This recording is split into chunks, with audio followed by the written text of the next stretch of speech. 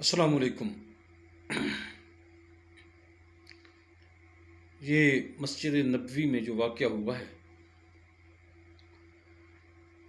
اور جو اس کو رنگ دینے کی کوشش کی جا رہی ہے، یہ انتہائی قابل مذمت ہے۔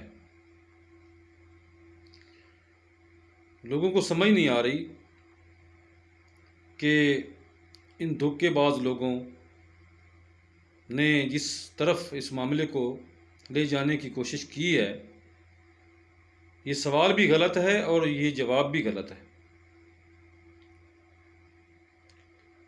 مسجد نبوی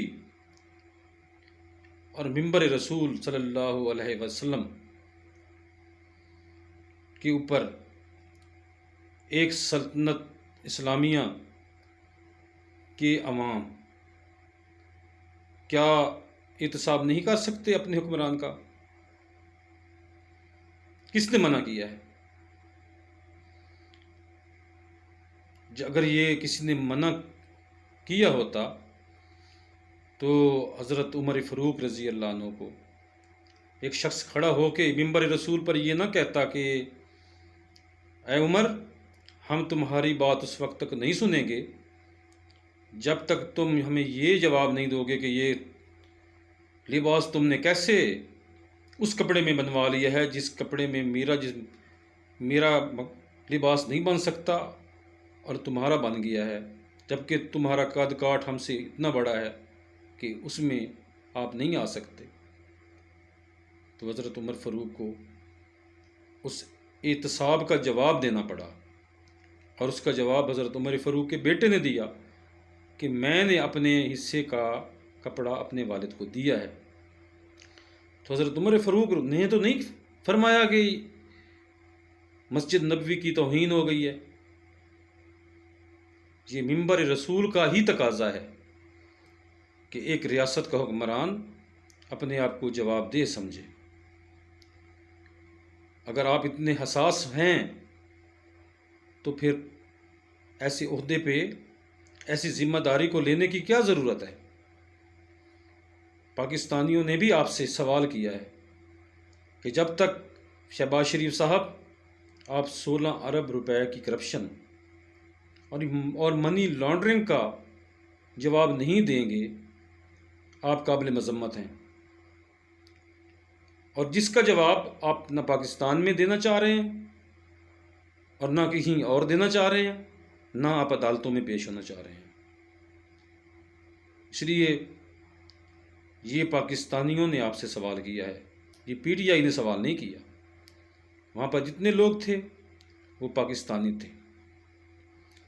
اس لیے میں اس کو حق سمجھتا ہوں کہ ہم نے سیاست کو مسجد سے اور منبر رسول سے جب سے نکال کر گلی اور محلوں میں لے گئے ہیں، سیاست فرعونیت کا دوسرا نام بن کر رہ گئی ہے۔ اور اسی لیے علامہ اقبال رحمۃ اللہ علیہ نے فرمایا کہ جب سے ہوئی دین و سیاست میں دوری، ہوس کی امیری ہوس کی وزیری۔ اور ایک اور جگہ پر فرمایا کہ چنگیزی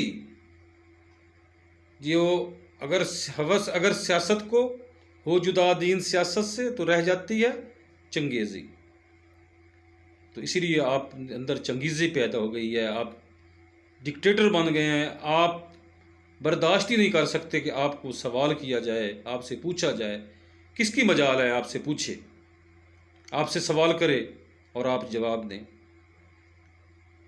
یہ آپ کا فرض نہیں ہے کہ 16 ارب روپے آپ کے ملازموں کے اکاؤنٹ سے نکلے ہیں اور وہ کدھر گئے ہیں اور کس نے دیے ہیں اور کس نے لیے ہیں، اور یہ منی لانڈرنگ جو ہوئے کہاں سے آئی، اس کا کون حساب دے گا؟ آپ جواب دہ نہیں ہیں، آپ جواب دہ ہیں۔ اور یہ احتساب نبی صلی اللہ علیہ وسلم نے خود روایت ڈالی اس کی، اور آپ صلی اللہ علیہ وسلم نے خود فرمایا کہ جو حکمران ہے ریاست کا وہ جواب دہ ہے، اور قوم کا سردار قوم کا خادم ہے۔